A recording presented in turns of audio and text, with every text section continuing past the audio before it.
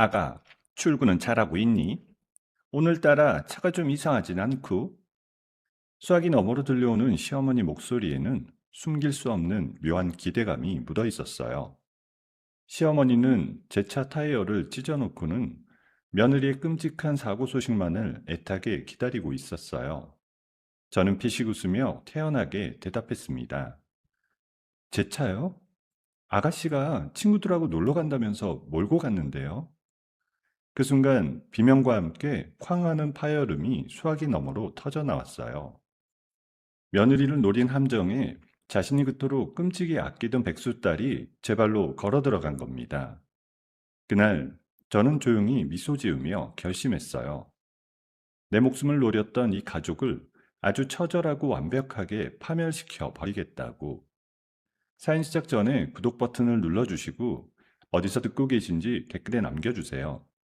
그곳에 늘 행운이 가득하길 바라겠습니다.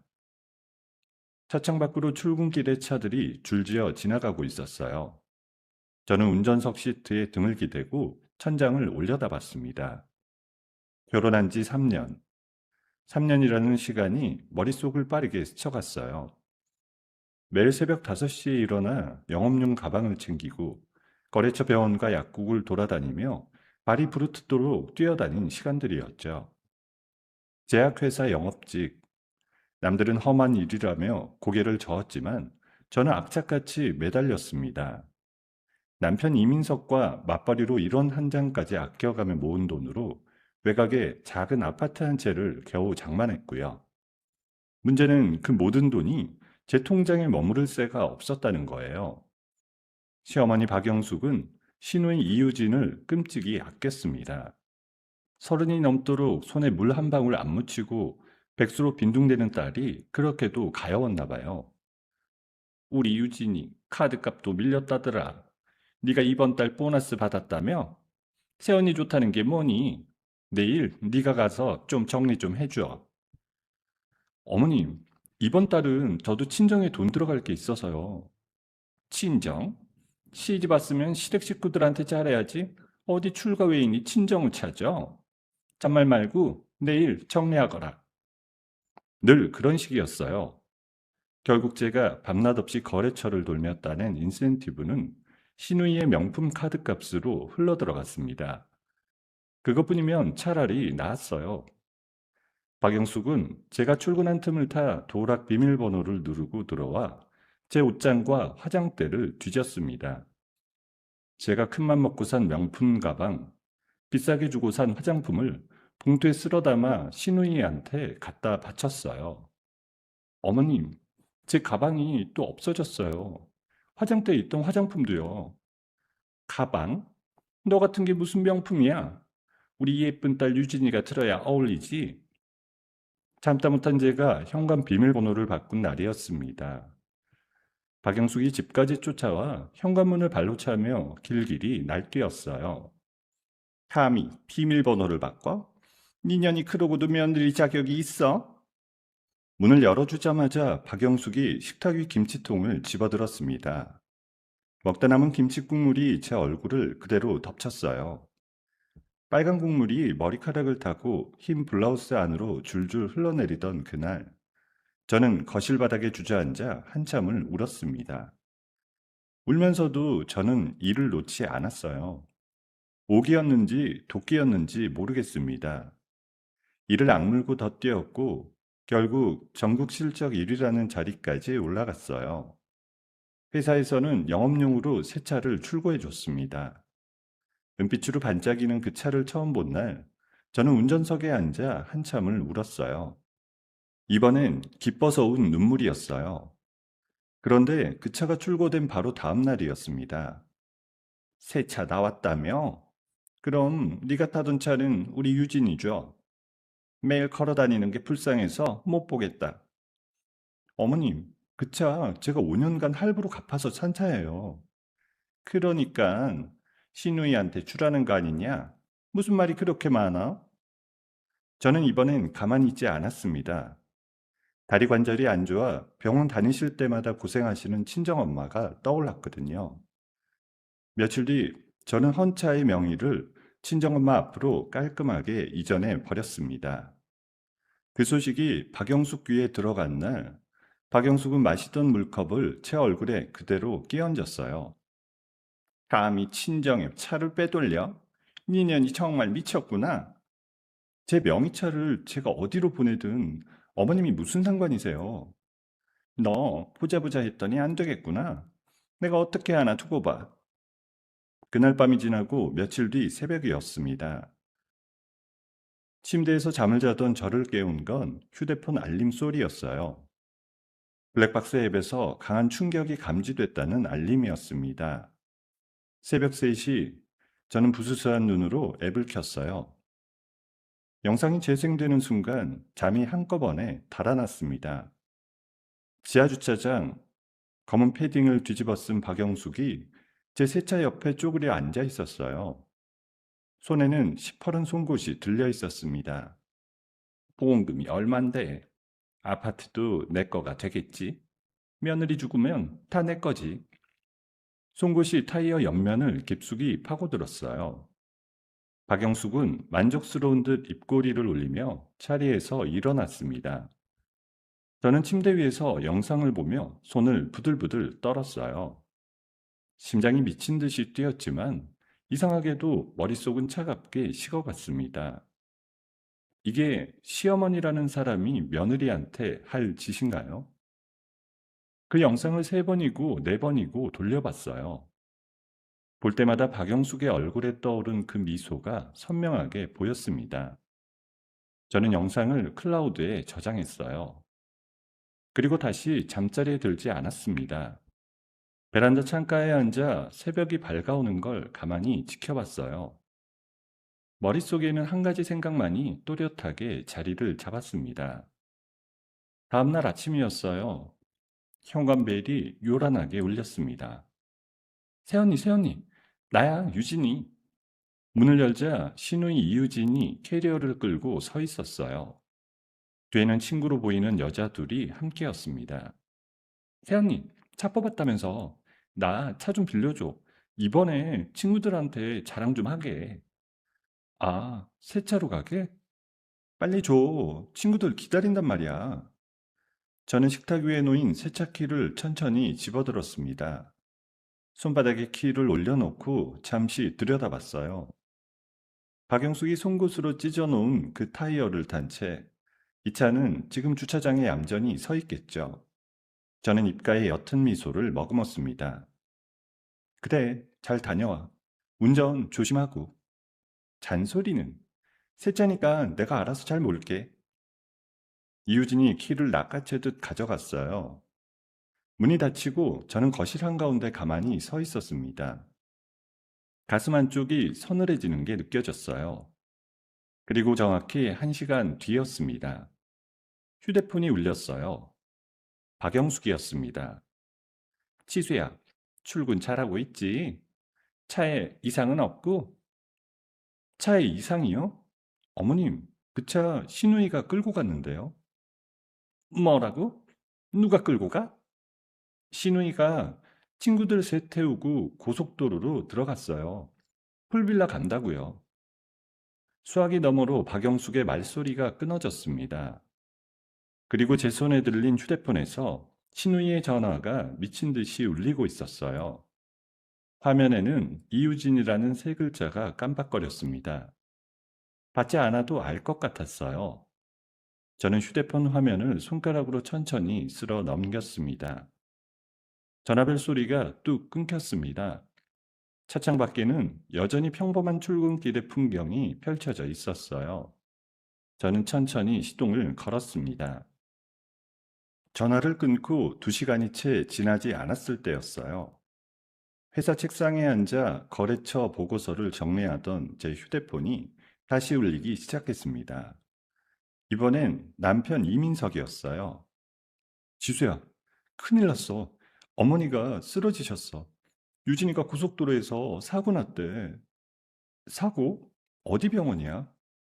한강성심병원 응급실. 빨리 와. 저는 가방을 챙겨 차에 올라탔어요. 운전대를 잡은 손이 살짝 떨렸지만 그건 두려움 때문이 아니었습니다. 오히려 머릿속이 점점 맑아지는 기분이었어요. 병원 응급실 앞은 난리도 그런 난리가 없었습니다. 이유진은 다리에 부목을 댄 채 침대에 누워 끙끙대고 있었어요. 박영숙은 옆 침대에서 가슴을 부여잡고 헐떡거리고 있었습니다. 이민석이 저를 보자마자 달려와 멱살이라도 잡을 듯이 다가왔습니다. 너 미쳤어? 어떻게 세차키를 그냥 줘? 유진이가 죽을 뻔했단 말이야. 신우이가 달라고 해서 줬을 뿐이야. 평소엔 어머님이 신우이 달라면 다 주라며. 그 차 타이어가 멀쩡했으면 이 사단이 낫겠어? 너 차 관리 어떻게 하는 거야? 박영숙이 침대에서 끙끙대다가 슬그머니 눈을 떴어요. 저와 눈이 마주치자마자 이상하게도 시선을 휙 돌리더라고요. 저는 그 표정을 똑똑히 봤습니다. 어머님, 차 타이어요. 누가 그렇게 만들었는지 보여드릴까요? 무슨 소리라는 거니? 어미가 아파 죽겠는데. 저는 휴대폰을 꺼내 응급실 복도로 이민석을 끌고 나왔어요. 그리고 블랙박스 영상을 처음부터 재생시켰습니다. 새벽 3시에 지하주차장, 검은 패딩을 뒤집어 쓴 박영숙이 송곳을 들고 타이어를 찢는 장면. 보험금이 얼마라느니, 며느리가 죽으면 다 자기 거라느니, 중얼거리는 목소리까지. 이민석의 얼굴이 점점 하얗게 질려갔어요. 이게 뭐야? 이거 합성이지. 누가 어머니를 모함한 거지. 합성? 어머니 목소리 못 알아들어? 지워. 당장 지워. 이 영상 지우라고. 이민석이 갑자기 제 휴대폰을 빼앗으려고 손을 뻗었어요. 저는 본능적으로 휴대폰을 등 뒤로 감췄습니다. 이민석이 제 어깨를 거칠게 잡아채며 흔들었어요. 내놔. 내 어머니야. 우리 엄마 감옥 보낼 작정이야? 놔. 지금 누가 누굴 보고 감옥에 보낸다고 그래? 복도가 시끄러워지자 저쪽에서 보안요원 2명이 달려왔습니다. 저는 손을 들어 그들을 불렀어요. 여기요. 이 사람이 저를 폭행하려고 해요. 보안요원들이 이민석을 양쪽에서 붙잡았어요. 이민석은 발버둥을 치며 욕설을 퍼부었지만 소용이 없었습니다. 저는 그 틈에 응급실을 빠져나왔어요. 병원 주차장에 차를 세워놓고 한참을 운전대에 이마를 대고 있었습니다.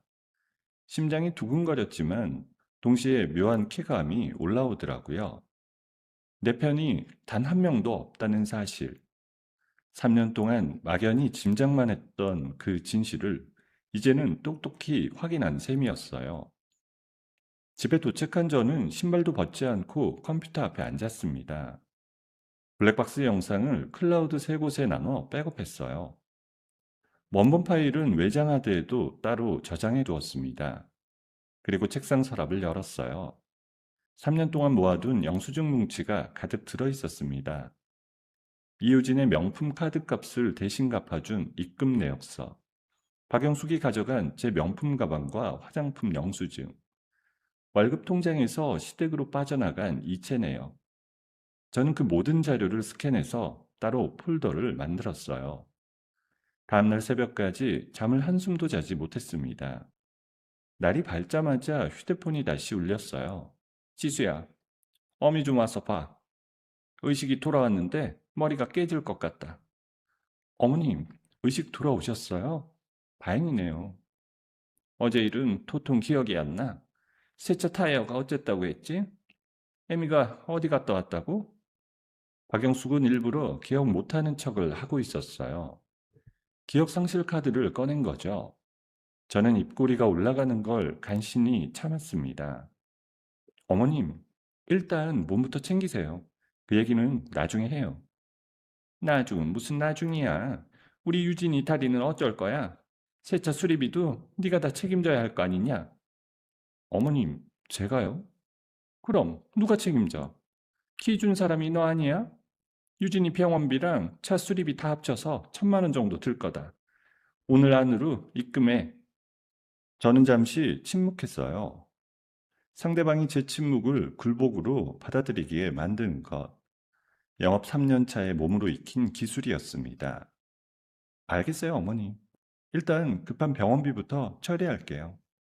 그래, 며느리가 그 정도 도리는 해야지.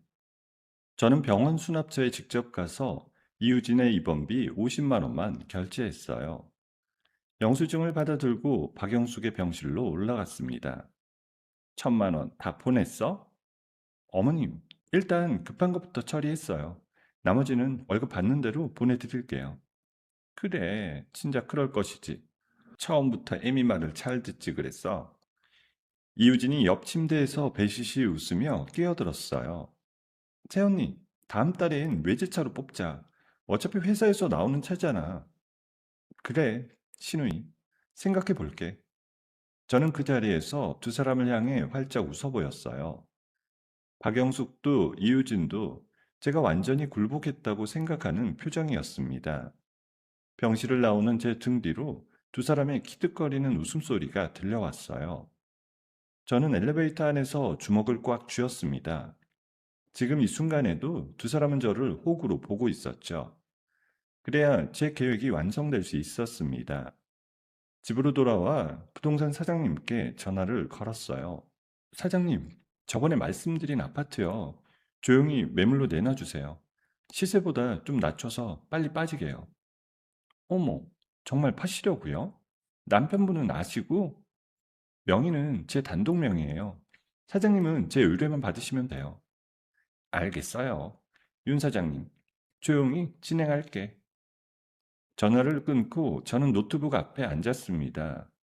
명함책을 꺼내 그동안 거래해온 거래처 명단을 정리하기 시작했어요. 3년 동안 발로 뛰며 쌓아 올린 인맥들이었습니다. 대형 종합병원 구매팀장, 중소약국 체인 본부장, 도매상 대표들. 이름 옆에 별표를 그리며 저만의 등급을 매겼어요. 휴대폰을 들어 경쟁사 영업본부장에게 문자를 보냈습니다. 본부장님, 따로 만나 뵙고 차 한잔하고 싶은데 시간 괜찮으세요? 답장은 1분도 채 걸리지 않았어요. 윤 차장님, 언제든 환영입니다. 내일 점심 어떠세요? 저는 휴대폰을 내려놓고 거실 천장을 올려다봤어요. 박영숙과 이민석은 지금쯤 제가 1,000만 원을 어떻게 마련할지 고민하고 있을 거예요. 저는 천천히 자리에서 일어났습니다. 화장대 앞에 앉아 거울을 들여다봤어요. 거울 속의 윤지수는 이제 더 이상 김치 국물을 뒤집어 쓰고 우는 며느리가 아니었습니다.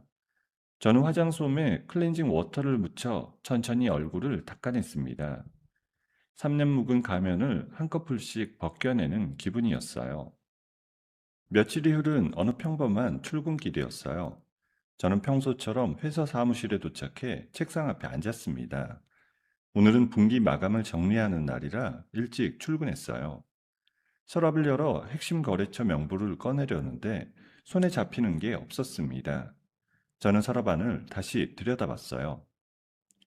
이상하네. 분명 여기 뒀는데.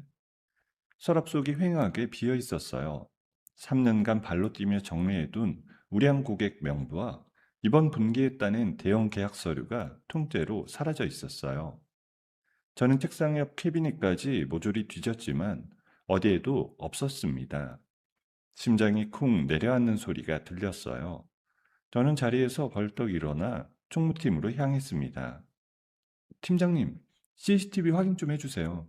제 자리 서랍에서 중요한 서류가 사라졌어요. 윤 차장, 진짜요? 일단 어제 자정부터 영상 돌려볼게. 총무팀장과 모니터를 함께 들여다봤습니다. 새벽 2시쯤 영업팀 사무실 문이 슬그머니 열리는 장면이 잡혔어요. 검은 점퍼 차림의 한 남자가 안으로 들어와 곧장 제자리로 향했습니다. 서랍을 열고 서류 뭉치를 통째로 꺼내 가방에 쑤셔 넣었어요. 남자가 카메라 쪽으로 고개를 돌리는 순간 저는 입을 다물지 못했습니다. 오태철 선배? 같은 영업팀 선배인 오태철이었습니다. 3년 동안 회식이며 출장이며 항상 같이 다녔던 사람이었어요. 제가 신입일 때 영업의 기본을 가르쳐 줬던 그 선배가 지금 제 서류를 훔쳐가고 있었습니다. 이 친구가 미쳤구만.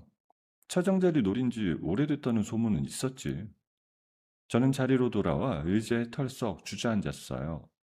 설마 했는데 사람 마음이 이렇게 한순간에 변하는 건가요? 머리를 짚고 깊은 한숨을 쉬려는 찰나 휴대폰이 짧게 울렸습니다. 본인 확인 인증 문자였어요. 귀하의 명의로 공인인증서 재발급이 신청되었습니다. 저는 멍하니 화면을 들여다봤어요. 신청한 적이 없었습니다. 곧이어 두 번째 문자가 도착했어요. 귀하의 명의로 사망보험 가입 신청이 접수되었습니다. 가입 금액 5억 원. 저는 손가락이 부들부들 떨려 휴대폰을 떨어뜨릴 뻔했어요. 당장 보험사 콜센터로 전화를 걸었습니다. 제 명의로 사망보험을 가입한 사람이 누군지 알려주세요. 본인 확인 후 알려드리겠습니다. 본인 확인을 마치자 상담원이 조심스럽게 입을 열었어요. 가입 신청자 정보를 보면 신분증 사본과 도장이 첨부됐고요. 신청한 분 인적사항은 이민석, 본인의 배우자로 되어 있습니다. 그 신청 당장 막아주세요. 저는 가입한 적이 없어요. 사기입니다. 네? 일단 가입 보류 처리하고요. 자료 보존해 두겠습니다. 저는 전화를 끊고 한참을 책상에 엎드려 있었어요. 이민석과 박영숙이 한 짓이었습니다. 송곳으로 타이어만 찢은 게 아니었어요. 며느리이자 아내인 사람을 죽여서 보험금을 타먹을 그림을 진작에 그려놓고 있었던 거예요. 저는 자리에서 일어나 거울이 있는 화장실로 향했습니다. 세면대 앞에서 찬물로 얼굴을 씻었어요. 거울에 비친 제 눈은 충혈돼 있었지만 동시에 차갑게 빛나고 있었습니다. 회사로 돌아온 저는 곧장 가방을 챙겼어요. 오태철이 가져간 명부에는 한강성심병원과의 대형 계약서도 들어있었어요. 오태철이 그 계약을 가로채 경쟁사로 넘기기 전에 막아야 했습니다. 병원에 도착한 저는 로비로 들어섰어요. 엘리베이터 앞에 서 있던 한 남자가 저를 발견하고 성큼성큼 다가왔습니다. 오태철이었어요. 윤지수, 너 여기 왜 왔어? 선배, 비키세요. 저 약속 잡고 온 거예요. 약속? 한강성심 계약건은 이미 내 거야. 너 이쪽 병원에 발 못 들여. 선배, 지금 제 서류 훔쳐간 거 다 알아요. CCTV에 다 찍혔어요. 오태철이 제 팔을 거칠게 잡아챘습니다. 나요. 사람들 보고 있잖아요. 로비를 지나던 사람들이 흘끔흘끔 우리를 쳐다봤어요. 오태철은 아랑곳하지 않고 제 팔을 더 세게 비틀었습니다. 좋게 말할 때 돌아가. 너 여기서 한 번만 더 깽판 치면 회사에서도 매장된다. 그때였어요. 뒤에서 묵직한 남자 목소리가 들려왔습니다. 거기 두 분 무슨 일이세요? 저는 고개를 돌려 그 사람을 봤어요. 훤칠한 키에 단정한 양복을 차려입은 40대 초반의 남자였습니다. 가슴에는 병원장이라는 명찰이 달려 있었어요. 강민호 병원장이었습니다. 오태철이 잡고 있던 제 팔을 슬그머니 놓더니 표정을 바꿨습니다. 아, 원장님, 별일 아닙니다. 후배랑 잠깐 얘기 중이었어요. 후배 팔을 비틀어 잡는 게 잠깐 얘기입니까? 강민호의 시선이 제 얼굴로 옮겨왔어요. 저와 눈이 마주친 순간 그 사람은 곧장 상황을 파악한 듯 했습니다. 윤지수 차장님 맞으시죠? 제 방으로 따로 모시겠습니다. 원장님, 잠깐만요. 한강성심 계약은 제가, 오 차장님, 그 얘기는 우리 병원에서 더 이상 안 하셔도 됩니다.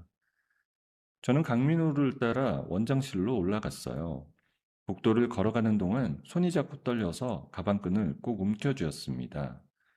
원장실에 들어서자 강민호가 직접 따뜻한 차를 내어주더라고요. 마음 좀 가라앉히고 천천히 말씀하세요. 원장님, 죄송합니다. 추한 모습 보여드려서. 추한 건 윤지수 차장님이 아니라 저쪽이죠. 저는 가방에서 USB를 꺼냈어요. 새벽에 미리 백업해둔 자료들이었습니다. 저희 회사 영업팀 오태철 선배가 제 거래처 장부와 한강성심 계약서를 훔쳐갔습니다. 회사 CCTV에 다 찍혔고요. 그럴 줄 알았습니다. 어쩐지 같은 회사에서 두 사람이 동시에 다른 조건을 들고 오더라고요. 알고 계셨어요? 윤 차장님이 1년 전에 저희한테 보낸 의료품 공급 컨설팅 자료 제가 아직도 가지고 있어요. 그 분석을 한 사람이 저런 식으로 일할 사람이 아니라는 건 척 보면 압니다.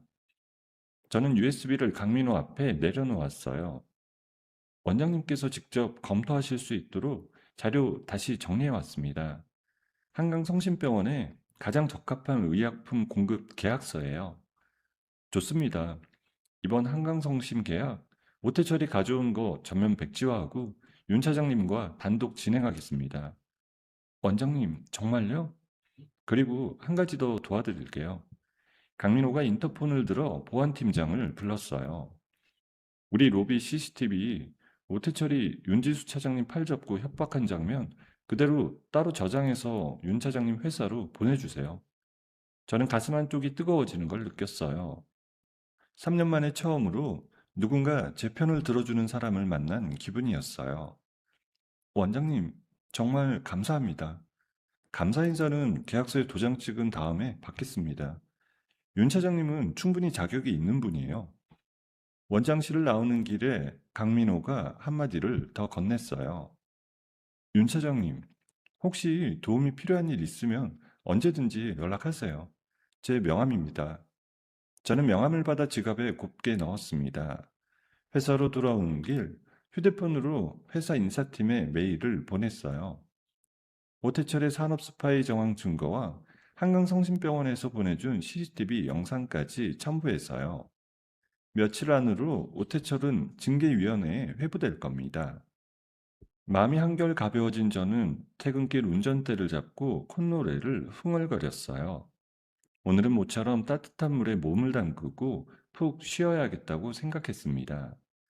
아파트 지하 주차장에 차를 대고 엘리베이터를 타고 올라갔어요. 현관 앞에 도착해 비밀번호를 눌렀습니다. 비밀번호 오류 알림음이 떴어요. 저는 다시 한번 눌렀습니다. 분명 어제까지 멀쩡히 들어가던 비밀번호였어요. 저는 손가락을 멈추고 도어락을 가만히 들여다봤습니다. 박영숙이었어요. 또 박영숙이 멋대로 비밀번호를 바꿔버린 거였어요. 저는 현관문 앞에 가만히 서서 차가운 철문에 이마를 기댔습니다. 오늘 하루가 너무 길었어요. 심호흡을 한 번 하고 휴대폰을 들었습니다. 손가락이 강민호의 명함을 향해 천천히 움직였어요. 휴대폰 화면을 한참 들여다보다가 저는 결국 강민호의 번호 대신 친정엄마에게 전화를 걸었습니다. 오늘 같은 날은 그저 엄마 목소리가 듣고 싶었어요. 지수야, 이 시간에 웬 전화니? 무슨 일이 있어? 엄마, 별일 아니야. 그냥 엄마 목소리가 듣고 싶어서. 우리 딸 또 무슨 일이 있구나. 엄마는 다 알아. 저는 차마 시대기를 입에 올릴 수가 없었어요. 전화를 짧게 끊고 엘리베이터를 타고 다시 1층으로 내려왔습니다. 그날 밤은 회사 근처 비즈니스 호텔에서 보냈어요. 침대에 누워 천장만 바라보다가 새벽이 다 되어서야 잠이 들었습니다. 다음날 아침이었어요. 저는 강민호에게 짧은 문자를 한 통 보냈습니다. 원장님, 어제 말씀하신 도움이 필요한 일이 생겼습니다. 답장은 곧장 왔어요. 점심 같이 하시죠. 병원 근처 카페로 모시겠습니다. 병원 옆 조용한 카페에서 강민호와 마주 앉았습니다. 저는 어제 있었던 모든 일을 차근차근 들려주었어요. 타이어 사건부터 보험 사기, 도락 비밀번호까지. 강민호는 묵묵히 듣다가 천천히 입을 열었어요. 윤지수 차장님, 일단 거처부터 옮기시는 게 좋겠어요. 저희 병원에서 의료진용으로 운영하는 레지던스가 있습니다. 한 달 정도 거기서 머무르세요. 원장님, 그건 너무 신세를 지는 것 같아서요. 신세가 아니라 투자입니다. 우리 병원 입장에서도 이번 일 잘 풀어가는 게 윤 차장님한테만 좋은 게 아니거든요. 저는 결국 강민호의 호의를 받아들였어요. 그날 저녁 레지던스에 짐을 풀고 강민호가 소개해준 이혼 전문 변호사를 만나러 갔습니다. 블랙박스 영상이랑 보험 사기 미수 자료 잘 봤습니다. 이거 형사 고소만으로 끝날 일이 아니에요. 변호사님, 저는 형사 고소도 하고 싶지만 그 전에 제 재산부터 지키고 싶어요. 좋은 판단이세요. 형사 고소 들어가면 그쪽도 가만히 있지 않거든요. 재산 빼돌리려고 별짓을 다 할 겁니다. 그래서 위장 이혼이라는 카드를 쓰고 싶어요. 변호사님이 도와주실 수 있을까요? 가능합니다. 다만 그쪽이 제 발로 도장을 찍게 만들어야 해요. 그러려면 윤 차장님이 몰리푼이 되었다고 믿게 해야 합니다. 저는 변호사의 제안을 곰곰이 생각해 보다가 고개를 끄덕였어요. 머릿속에서 한 그림이 그려지기 시작했습니다. 며칠 뒤 강민호가 자기 사무실로 저를 따로 불렀어요. 윤 차장님, 1인 제약 에이전시 만들 생각 있다고 하셨죠? 원장님, 그건 어떻게 하셨어요? 어제 변호사님한테 살짝 들었습니다. 같은 변호사를 쓰거든요. 제가 의료계 인맥 좀 풀어드릴게요. 강민호는 그날 오후 자기 인맥의 투자자 5명을 한자리에 모아줬어요. 대형병원 이사진들과 의료기기 회사 대표들이었습니다. 저는 노트북을 펼치고 1시간 동안 발표를 이어갔어요. 3년 동안 제가 직접 관리해온 거래처 명단, 업계의 매출 흐름, 제가 머릿속에 그려둔 1인 에이전시의 운영 계획. 발표가 끝나자 한 투자자가 제일 먼저 손을 들었습니다. 윤지수 사장님, 저는 10억 넣겠습니다. 저는 7억이요. 윤 사장님 발로 뛰는 건 업계에서 이미 다 압니다. 저는 입술을 꽉 깨물었어요. 눈물이 핑 도는 걸 간신히 참았습니다. 3년간 박영숙이 제 인센티브를 신우이 카드값으로 갖다 바칠 때 저를 호구라고 비웃었던 그 사람들이 모르는 사실이 있었어요. 업계에서 제 이름은 이미 다른 무게로 통하고 있었다는 것. 그날 저녁 저는 강민호와 와인 한 잔을 나누며 다음 단계를 의논했습니다. 이제 시댁 식구들을 완벽하게 무장해제시킬 차례죠. 네, 제가 빚더미에 올라앉았다고 믿게 만들어야 해요. 다음날 아침이었습니다. 저는 회사 동기 한 명에게 일부러 전화를 걸어 한참을 울었습니다. 야, 나 어떡해. 오태철 선배가 회사 돈을 횡령해 놓고 다 내 탓으로 떠넘겼어. 회사에서 해고당했어. 야, 그게 무슨 소리야. 너 멀쩡히 1등 했잖아. 모르겠어. 빚이 5억이래. 어떻게 해야 할지 모르겠어. 저는 그 동기가 입이 가벼운 사람이라는 걸 알고 있었어요. 3년 동안 제 시댁 흉을 그 동기에게 자주 흘렸으니까요. 그 동기는 분명 이민석이 다니는 회사의 어느 누군가에게 이 이야기를 옮길 거였습니다. 이민석의 회사 거래처에 제 동기의 친언니가 다니고 있었거든요. 소문은 빛의 속도로 퍼졌습니다. 이틀 만에 이민석한테서 전화가 왔어요. 지수야, 너 회사에서 잘렸다며. 빚이 얼마야? 5억. 아니, 6억쯤 된대. 변호사 비용까지 합치면 더 늘어날 수도 있어. 6억? 너 정말 미쳤구나. 우리 어머니랑 유진이는 어떻게 되는 거야? 미안해. 정말 미안해. 아파트라도 팔아서 갚아볼게. 이민석은 곧장 박영숙에게 전화를 걸었을 거예요. 저녁이 되자 박영숙이 직접 레지던스 근처로 찾아왔습니다. 지수야, 너 정말 빚이 6억이야? 그게 우리한테 떠넘겨지는 거 아니니? 어머님, 죄송해요. 저도 어떻게 해야 할지 모르겠어요. 안 되겠다. 너랑 우리 민석이 일단 갈라서야겠어. 빚이 우리한테 넘어오면 안 되니까. 어머님, 이혼이라뇨. 갑자기 어떡해요? 이게 다 너 때문이야. 참말 말고 도장 찍어. 우리 집만 챙겨서 시골집으로 들어갈 테니까. 다음날 박영숙은 이민석의 손을 잡고 변호사 사무실로 들이닥쳤어요. 이민석이 직접 협의 이혼 서류와 재산분할 포기각서를 내밀었어요. 지수야, 이거 도장 찍자. 어차피 빚도 네가 만들었으니까 재산 받을 생각도 없어. 우리 어머니 집이랑 유진이 집만 빼서 나갈게. 정말 미안해. 정말 미안해. 저는 손을 떨면서 도장을 꺼냈어요. 손이 떨린 건 연기가 아니었습니다. 이 순간 제 안에서 뭔가 마지막으로 무너지는 소리가 들렸거든요. 3년간 그래도 남편이라고 부르며 함께 살았던 사람이 제 빚 때문에 자기 어머니 손을 잡고 도망치겠다고 도장을 들이미는 모습. 저는 인주의 도장을 꾹 눌러 서류 위에 찍었습니다. 그래, 잘 생각했어. 우리 깔끔하게 갈라서자. 아파트 명의는 너 단독이니까 우리는 빚 책임도 없는 거지? 도장 다 찍었으면 끝이다. 네, 어머니. 그동안 죄송했어요. 서류는 그날 오후에 곧장 법원에 접수됐어요. 이혼 숙려 기간이 시작된 다음 날부터 박영숙은 트럭을 한 대 불러 시댁 식구들 짐을 빼기 시작했습니다. 저는 길 건너편 차 안에서 그 광경을 지켜봤어요. 박영숙이 신의 이유진의 명품 옷가지를 트럭에 싣는 모습이 보였습니다. 이민석은 부엌 가전제품을 챙겨 나오고 있었어요. 세 사람은 서로 호들갑을 떨며 트럭에 짐을 가득 채웠습니다. 엄마, 이 동네 진짜 더러웠어. 시골 가서 새 출발하자. 그래, 우리 딸 빚쟁이 며느리한테 잘 빠져나왔어. 어머니, 제가 이혼 잘 정리한 거죠? 저는 그 대화를 차창 너머로 듣고 있었어요.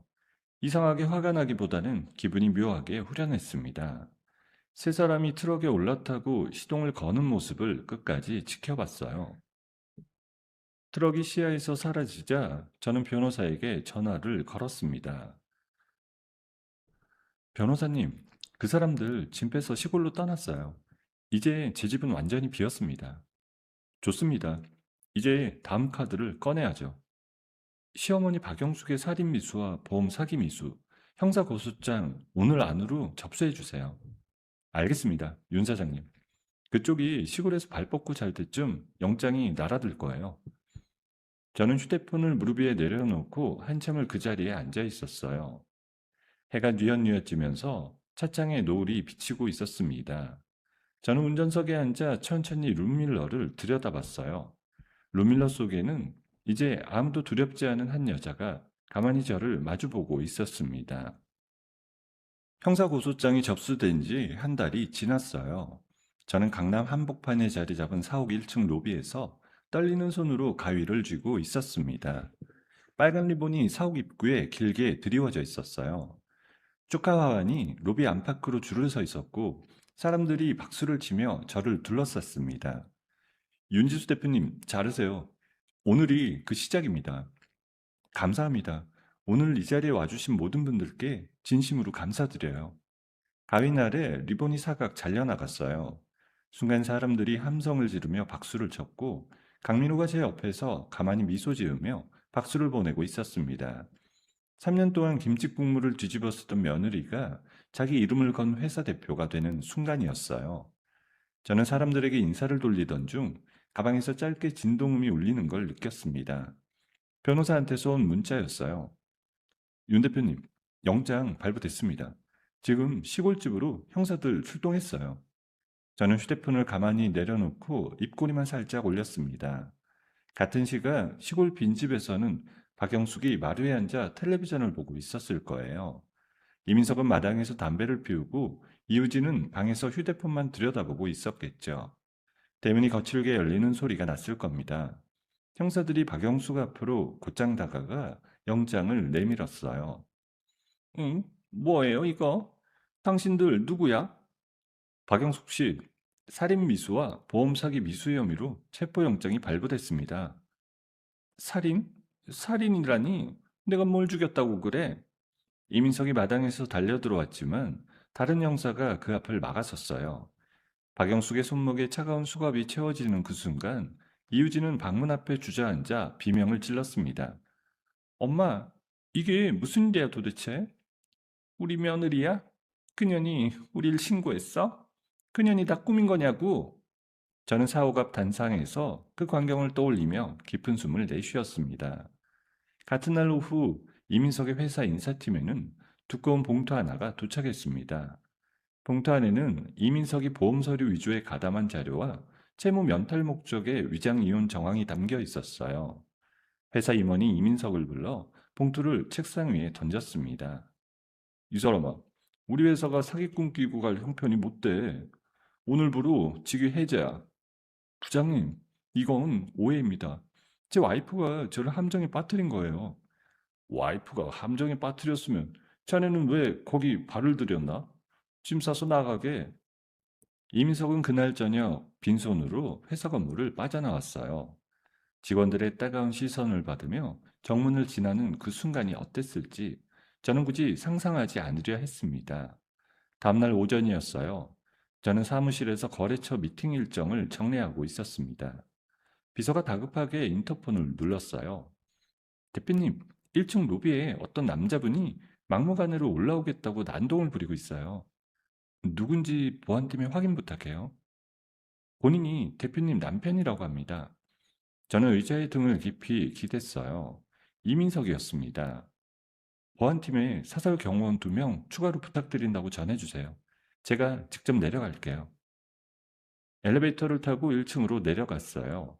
로비 한가운데서 이민석이 직원들에게 멱살을 잡힌 채 발버둥 치고 있었습니다. 며칠 새 얼굴은 푹 꺼져 있었고 셔츠는 단추 2개가 풀려 있었어요. 지수야, 나 좀 살려줘. 어머니 빼내야 해. 저는 로비 한가운데로 천천히 걸어갔어요. 이민석이 저를 보자마자 무릎을 꿇고 엎드렸습니다. 잘못했어. 내가 다 잘못했다고. 어머니만 좀 빼내줘. 형사고소만 취하해주면 안 돼? 일어나. 지수야, 우리 그래도 부부였잖아. 한 번만 봐줘, 응? 부부? 내 명의로 사망보험 가입한 게 부부야? 이민석은 입을 다물지 못했어요. 저는 손짓으로 사설 경비원들을 불렀습니다. 이 사람 회사 밖 도로변까지 끌어내주세요. 경원들이 양쪽에서 이민석의 팔을 잡았습니다. 이민석은 발버둥을 치며 비명을 질렀지만 경원들의 힘 앞에서는 어린아이나 다름없었어요.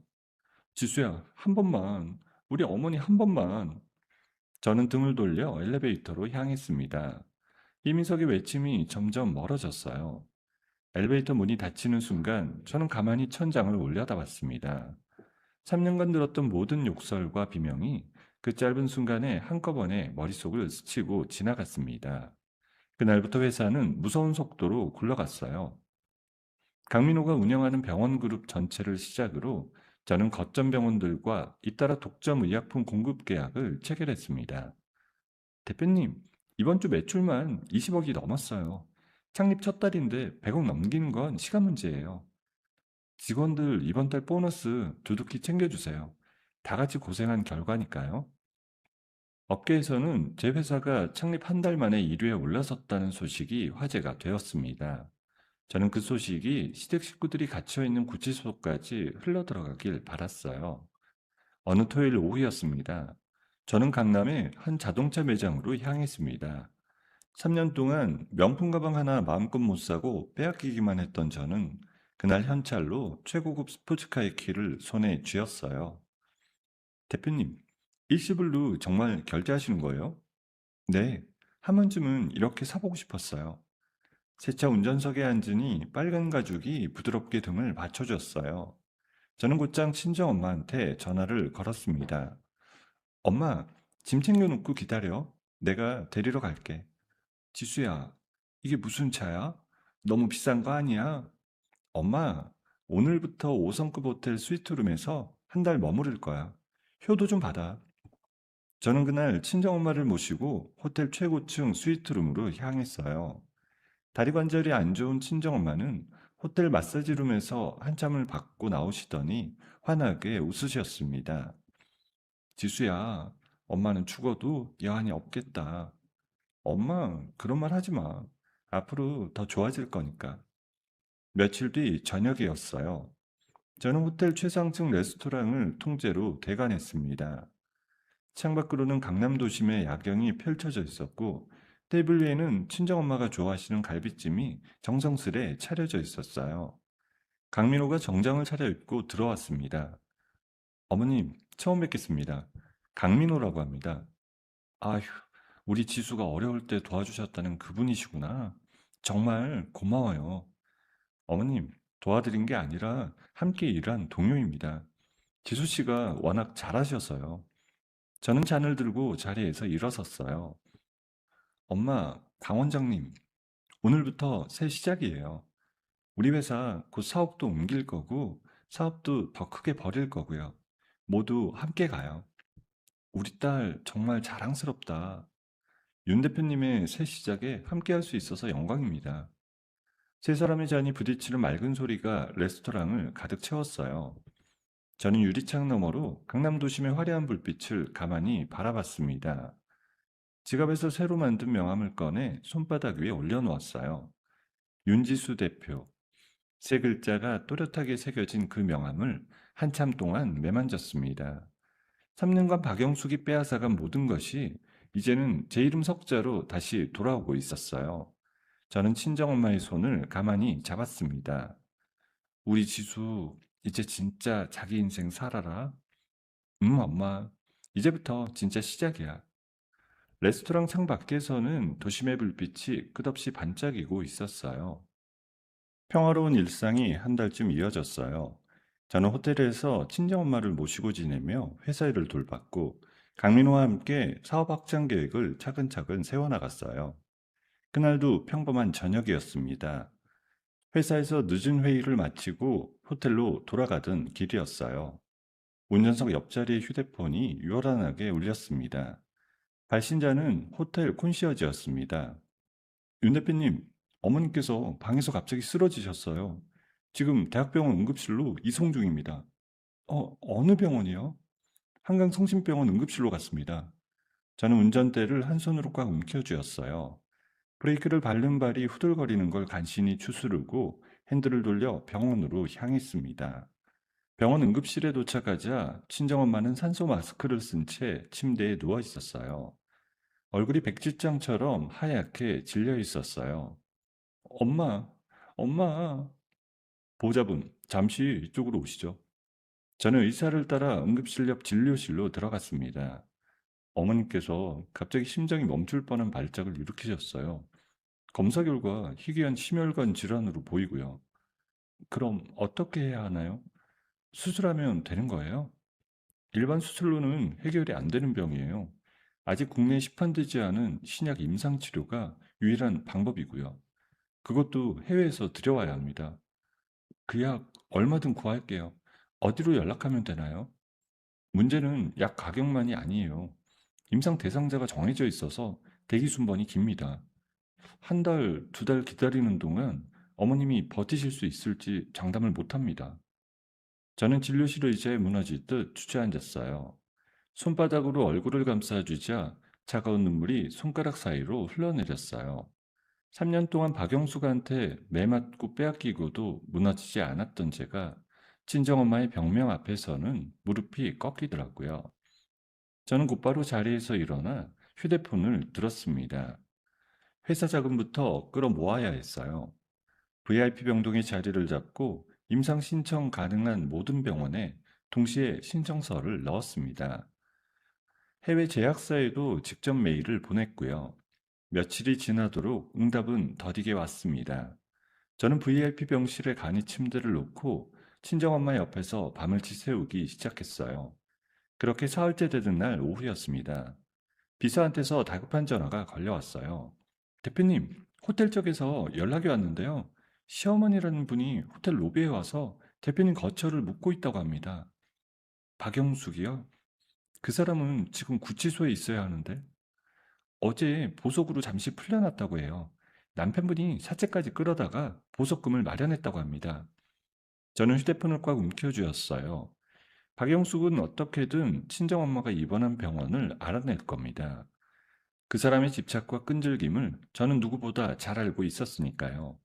아니나 다를까 그날 저녁이었습니다. VIP 병동 로비에 한바탕 소동이 났어요. 박영숙이 이민석과 이유진을 데리고 돗자리를 깔고 자리를 잡은 거였습니다. 우리 며느리 어디 있어? 윤지수 나와. 애미가 죽어가는데 시집 식구는 외면하고 친정엄마 병실에서 호강하고 있어? 새언니, 새언니 나와. 우리 다 죽게 생겼는데 너 혼자만 잘 먹고 잘 살 거야? 저는 친정엄마의 병실 문을 안에서 잠그고 복도로 나갔습니다. 박영숙이 저를 보자마자 손가락질하며 달려들었어요. 너 인연, 형사고소 당장 취하해. 안 그러면 여기서 너네 회사 망신 다 시킨다. 어머님, 여긴 병원이에요. 환자들 있는 곳이라고요. 환자는 무슨 환자? 위자료 10억 내놔. 그 돈 안 주면 너 끝장이야. 이민석이 옆에서 거들었어요. 지수야, 우리 어머니 좀 살려줘. 사채까지 끌어다가 보석금 내고 빼낸 거 알면서. 그건 당신들 사정이지 내 알 바 아니야. 간호사들이 우르르 달려와 박영숙을 막아섰어요. 박영숙은 간호사 한 명의 멱살을 잡고 흔들었습니다.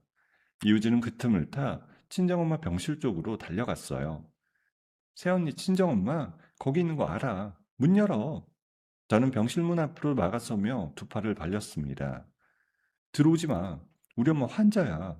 들어오지 말라고. 이유진이 제 팔을 거칠게 쳐냈어요. 저는 복도 바닥에 그대로 넘어졌습니다. 이유진의 손이 병실 손잡이에 닿으려는 순간 보안 직원들이 달려와 이유진을 양쪽에서 붙잡았어요. 소동은 한밤중까지 이어졌습니다. 사람들이 휴대폰을 꺼내 그 광경을 찍기 시작했고요. 병원에서 박영숙 일행을 일단 정문 밖으로 내보냈지만 그들은 병원 입구에 진을 치고 자리를 떠나지 않았습니다. 다음날 새벽이었습니다. 저는 휴대폰을 켰다가 숨이 턱 막혔어요. SNS에 어젯밤 영상이 올라와 있었습니다. 영상의 제목은 충격적이었어요. 갑질 제약회사 여대표 시댁 식구 내쳐서 길거리 농성. 박영숙은 마치 가여운 시어머니 행세를 하고 있었어요. 며느리가 사업 성공한 뒤 시댁 식구들을 쫓아내고 친정엄마만 호강시킨다는 거짓 사연이 그럴듯하게 편집되어 있었습니다. 댓글창은 이미 난리가 나 있었어요. 며느리가 사람이냐? 회사 제품 불매운동 가자. 저런 사람이 만드냐? 누가 먹냐? 저는 휴대폰을 침대에 던지고 두 손으로 머리를 감싸쥐었어요. 오전 9시가 되자 메일함에 투자자들의 경고 메일이 쏟아져 들어왔습니다. 윤 대표님, 이 사태 내일 아침까지 정리되지 않으면 투자금 전액 회수합니다. 우리 회사 이미지 실추는 절대 용납 못합니다. 대표님, 어제 영상 봤습니다. 사실관계 명확히 해명하시고 진정성 있는 대응 부탁드립니다. 저는 휴대폰을 들고 친정엄마의 병실 의자에 주저앉았어요. 친정엄마는 약 기운에 잠들어 있었어요. 산소 마스크 너머로 가쁘게 오르내리는 친정엄마의 가슴팍을 가만히 바라봤습니다.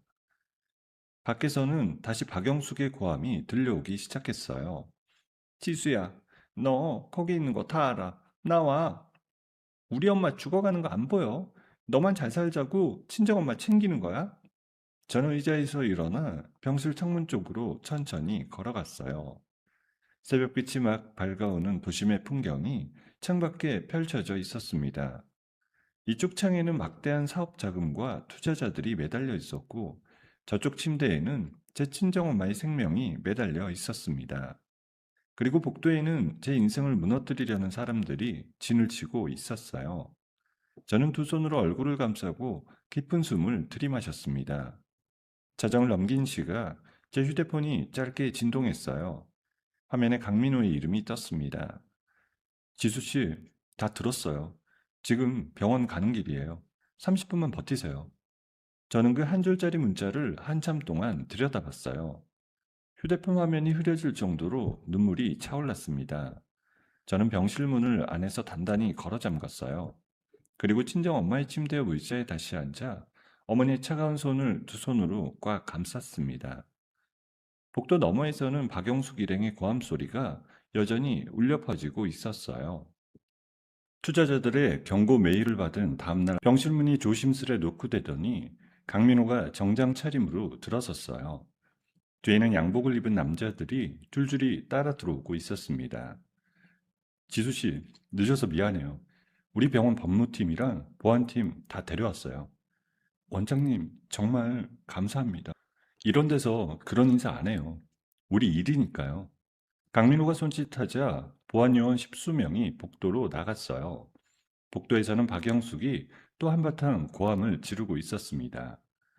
어디서 쿨러온 양복쟁이들이야? 우리 며느리 어디 있어? 박영숙 씨, 여기는 환자분들 계신 병원입니다. 따라 나오시죠.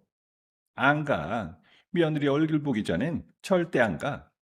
보안요원 2명이 박영숙의 팔을 양쪽에서 잡아 올렸어요. 박영숙은 발버둥을 쳤지만 건장한 보안요원들의 힘 앞에서는 어림도 없었습니다. 엄마, 엄마 놔. 또 다른 보안요원이 이유진의 어깨를 단단히 붙들었어요. 이민석은 멀찌감치 서 보안팀장에 가로막혀 발만 동동 구르고 있었습니다.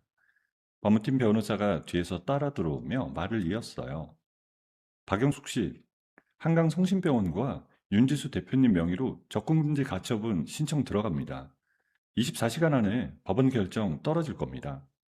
야, 너희들 누구 편이야? 며느리 편 드는 거야? 세 사람은 결국 보안 요원들의 손에 끌려 병원 정문 밖까지 밀려났어요. 복도가 거짓말처럼 조용해졌습니다. 저는 그제야 병실 문을 열고 복도로 나갔어요. 강민호가 저를 보고 부드럽게 웃어줬습니다. 지수 씨, 이제 어머님 치료 얘기를 합시다. 원장님, 어떻게 좀 안 될까요? 임상 대기 순번이 너무 길어서요. 어제 새벽부터 해외 인맥들 다 돌렸어요. 미국이랑 독일 제약사에 직접 연락했고요.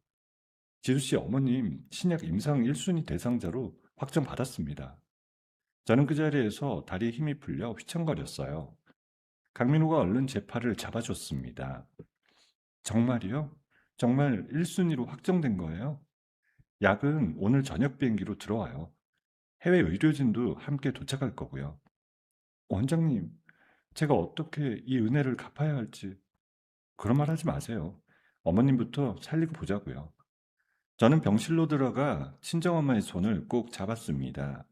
친정엄마는 여전히 잠들어 계셨지만 두 분 다 살아남을 수 있다는 안도감이 비로소 가슴 한쪽으로 스며들었어요. 병원을 나선 저는 곧장 차에 올라탔습니다. 운전대를 잡고 어디로 가야 할지 잠깐 생각하다가 한 사람을 떠올렸어요. 탐사보도 전문 유튜버였습니다. 업계에서 발이 넓은 사람이라 평소 친분을 쌓아두었던 사이였어요. 작가님, 저 윤지수예요. 지금 좀 만나뵐 수 있을까요? 작가님께서 다루실 만한 큰 건이 하나 있어요. 윤 대표님, 어디로 갈까요? 제가 지금 사무실에 있어요. 저는 사무실로 향했습니다. USB 2개와 출력해둔 자료 한 뭉치를 들고 갔어요. USB에는 박영숙이 새벽 주차장에서 송곳으로 타이어를 찢는 블랙박스 원본 영상, 보험사로부터 받아둔 사망보험 가입 신청 서류, 이민석이 도장과 신분증을 도용한 정황 자료가 모두 들어있었어요. 와, 이거 진짜 충격적인데요? 며느리 죽이려고 송곳 들고 새벽에 주차장 내려간 시어머니라니. 어제 SNS에 떠도는 가짜뉴스 보셨죠? 그 영상의 진짜 진실을 작가님이 풀어주세요. 오늘 저녁 안에 영상 올리겠습니다. 우리 채널 구독자가 200만이라 빠르게 퍼질 거예요. 저는 사무실을 나오며 가슴이 후련해지는 걸 느꼈어요. 이제 진실은 제 손을 떠나 사람들에게 흘러갈 거였습니다. 당일 저녁 9시였어요. 유튜브 채널에 새 영상이 올라왔습니다. 제목은 사망보험금을 노린 시어머니, 며느리 세차에 송곳을 꽂다. 영상은 30분 동안 사건의 전말을 차근차근 풀어냈어요. 박영숙이 새벽에 송곳으로 타이어를 찢는 장면, 이민석이 사망보험에 몰래 가입하려다 미수에 그친 정황, 그리고 어제 병원 로비에서 박영숙이 거짓으로 갑질 운운하던 모습까지 영상은 1시간 만에 조회수 100만을 돌파했어요. 3시간 뒤에는 500만이 넘었습니다. 여론은 순식간에 뒤집어졌어요. 처음에 저를 비난하던 댓글들이 다 사라지고 이번엔 박영숙과 이민석을 향한 비난이 쏟아졌습니다. 저런 사람이 시어머니라니 며느리가 진짜 강한 사람이네. 윤지수 대표님 응원합니다. 투자자들에게서도 곧장 메일이 왔어요. 대표님, 영상 확인했어요. 그동안 얼마나 고생하셨을지 짐작도 안 됩니다. 투자 유지하겠습니다. 윤 대표님, 죄송합니다. 어제 메일 무시해주세요. 우리 회사가 대표님을 더 든든히 지원하겠습니다. 저는 사무실 의자에 등을 깊이 기대고 천장을 올려다봤어요. 4월 동안 잠 한숨 못 잤던 게 한꺼번에 몰려와서 눈가가 묵직해졌습니다. 다음날 새벽이었어요. 박영숙은 다시 형사들 손에 수갑을 차고 경찰서로 압송됐어요. 병원 난동과 업무방해, 협박 혐의가 추가로 붙었고요. 보석은 즉시 취소됐습니다. 야, 우리 며느리가 다 함정에 빠뜨린 거야. 나는 결백하다고. 박영숙 씨, 영상에 본인 목소리 다 찍혔어요. 들어가시죠. 박영숙은 머리를 풀어헤친 채 경찰차에 끌려 들어갔습니다. 같은 날 오후 친정엄마는 해외 의료진의 손에 무사히 신약 투여를 마쳤어요. 이틀 뒤 친정엄마의 심장 수치가 정상으로 돌아왔습니다. 담당 의사가 환하게 웃으며 병실로 들어왔어요. 어머님, 죽음의 고비 넘기셨어요. 일반 병실로 옮기시고 회복기 들어가시면 됩니다. 의사 선생님, 정말 고마워요. 우리 딸 덕분에 살았어요. 엄마, 이제 됐어. 다 됐어. 친정엄마의 야윈 어깨를 끌어안고 한참을 울었습니다. 이민석과 이유진의 소식은 언론을 타고 흘러들어왔어요. 이민석은 인력사무소에 일자리를 알아보러 갔다가 사람들에게 알아봐줬어요. 저 사람 그 사망보험 사기친 남편이래. 소금 좀 뿌려라. 이민석은 사람들에게 멱살을 잡혀 거리로 내쫓겼습니다. 이유진은 사채업자들의 빚독촉을 견디지 못했어요. 3년 동안 명품을 사느라 빌린 돈이 한꺼번에 들이닥친 거였어요. 한밤중에 짐도 챙기지 못한 채 도망자 신세가 되어 시골집을 빠져나왔습니다. 며칠 뒤 저녁이었어요. 저는 병원 옥상 정원에 올라갔습니다. 밤바람이 시원하게 불어왔어요. 며칠 사이 얼굴이 푹 꺼지고 다크서클이 진하게 내려앉아 있었습니다. 옥상 입구에서 발소리가 들리더니 강민호가 따뜻한 커피 2잔을 들고 다가왔습니다. 지수 씨, 이거 마셔요. 며칠 잠 한숨도 못 잤죠? 원장님, 정말 고마워요. 그 호칭 이제 좀 그만해요. 그냥 민호 씨 아니면 그냥 강민호라고 불러도 돼요. 저는 커피컵을 2손으로 감싸쥐었어요. 따뜻한 김이 얼굴 위로 피어올랐습니다. 민호 씨, 저 이번에 진짜 무너지는 줄 알았어요. 엄마까지 잃을까 봐. 안 무너졌잖아요. 지수 씨는 진짜 강한 사람이에요. 강한 척 했던 거예요. 사실은 매번 무서웠어요. 강민호가 한 손으로 제 어깨를 가만히 끌어당겼어요. 저는 그 어깨의 머리를 기댔습니다. 3년간 김치국물에 머리카락이 젖어도 어깨 하나 빌릴 곳이 없었는데 처음으로 누군가의 어깨에 기대 숨을 쉬었습니다. 이제 혼자 안 짊어져도 돼요. 옆에 있을게요. 저는 대답 대신 그 어깨에 더 깊이 기대었어요. 옥상 정원 너머로 도심의 불빛이 잔잔하게 일렁이고 있었습니다. 며칠 만에 처음으로 마음 깊이까지 숨이 들이마셔지는 기분이었어요. 모든 재판이 끝나고 계절이 바뀐 1년 후였습니다. 법정안은 무거운 침묵으로 가득 차 있었어요. 저는 방청석 맨 앞줄에 앉아 판사의 목소리를 듣고 있었어요. 피고인 박영숙은 살인미수, 보험사기미수, 특수협박, 업무방해 등의 혐의를 모두 병합하여 징역 10년형에 처한다. 박영숙이 피고인석에서 그대로 무릎을 꿇었습니다. 판사님, 저는 결백합니다. 며느리가 다 함정에 빠뜨린 거예요. 법정 경위들이 박영숙을 양쪽에서 잡아 일으켰어요. 박영숙은 끌려나가며 마지막까지 저를 향해 손가락질을 했습니다. 저는 그 모습을 끝까지 가만히 지켜봤어요. 밉다는 감정조차 들지 않았습니다. 오히려 텅 빈 그릇처럼 마음이 고요해지는 게 느껴졌어요. 법정을 나서자 강민호가 복도에서 저를 기다리고 있었습니다. 끝났어요. 끝났네요. 강민호가 제 손을 가만히 잡았어요. 차가운 법원 복도가 그 손길 하나로 따뜻해지는 기분이었습니다. 같은 날 오후 이민석은 빚더미를 안고 항구로 향했어요. 새우잡이 배에 오르며 작업복 차림으로 갑판에 섰다는 소식이 풍문으로 들려왔습니다. 이유진은 지방 모텔 청소부로 숨어 지낸다고 했어요. 저는 그 소식을 듣고도 별다른 감정이 들지 않더라고요. 그저 각자의 자리로 흘러간 결과일 뿐이었습니다. 며칠 뒤 저는 교도소 면회실로 향했어요. 박영숙을 마지막으로 한 번 보기 위해서였습니다. 유리 가벽 너머로 박영숙의 모습을 드러냈어요. 머리는 짧게 잘랐고 1년 전에 그 기세등등하던 모습은 어디에도 없었습니다. 치수야, 며느라가 한 번만 봐줘. 우리 예정을 봐서라도 한 번만.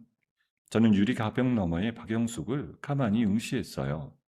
3년간 저를 김치국물에 빠뜨리고 송곳으로 죽이려 했던 사람의 얼굴이 그 자리에 있었습니다. 우리 민석이는 어디 있니? 우리 유진이는 어떻게 됐어? 어머님, 그 사람들 이제 더 이상 어머니 자식 아니에요.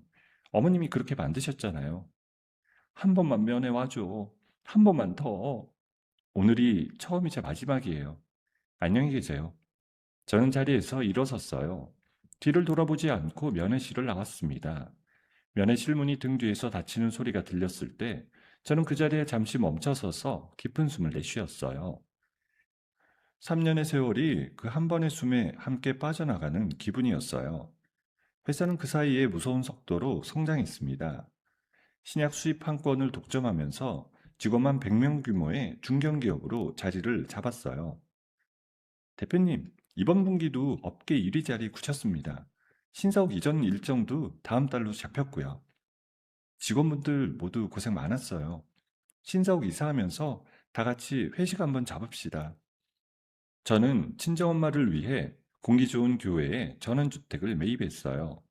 수영장과 넓은 정원이 딸린 햇살이 잘 드는 2층짜리 집이었습니다. 친정엄마는 그 집에 들어선 첫날 마당의 잔디를 한참 동안 어루만졌어요. 우리 딸이 엄마한테 이런 집까지 사주다니.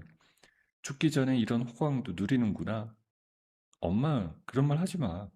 100살까지 같이 살아야지. 이사를 마친 그 주 토요일 저녁이었어요. 저는 정원에 작은 입주 파티를 열었습니다.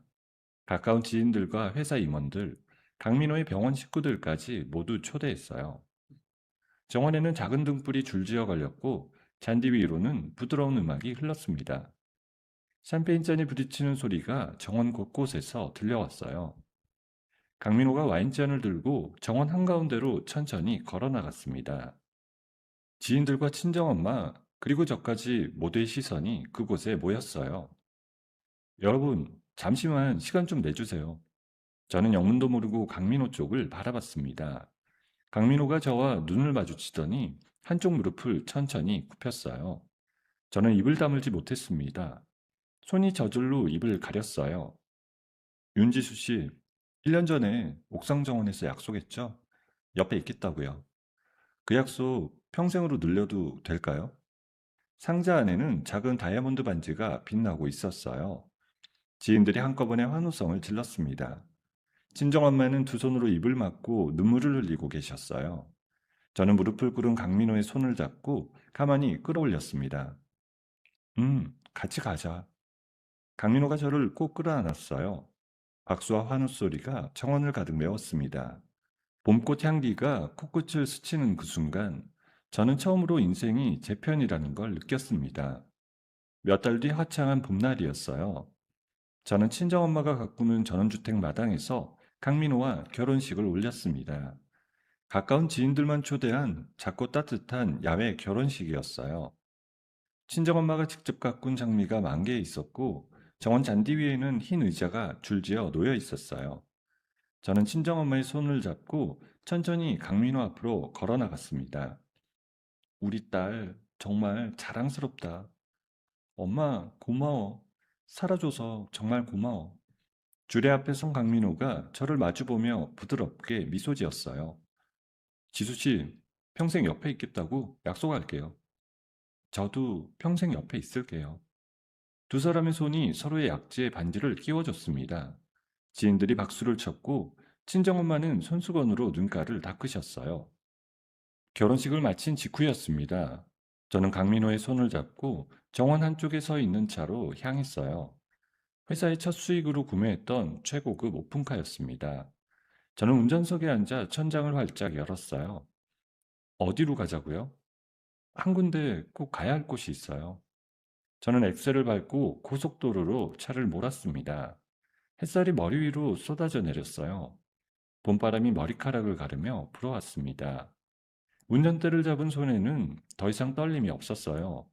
3년 전 신우이가 새 차를 끌고 죽을 뻔했던 바로 그 고속도로였습니다. 저는 그 길을 강민호와 함께 시원하게 내달렸어요. 지나간 모든 찌꺼기가 바람에 날려 사라지는 기분이었습니다. 신혼여행을 다녀온 저는 강남 한복판에 새로 마련한 대형 신사옥에 출근했습니다. 로비에 들어서자 직원들이 양쪽으로 도열해 박수를 치고 있었어요. 대표님, 결혼 축하드려요. 신사옥 입성 축하드립니다. 모두 고마워요. 우리 새 사옥에서 더 멋진 일 만들어 봐요. 저는 엘리베이터를 타고 최고층으로 올라갔어요.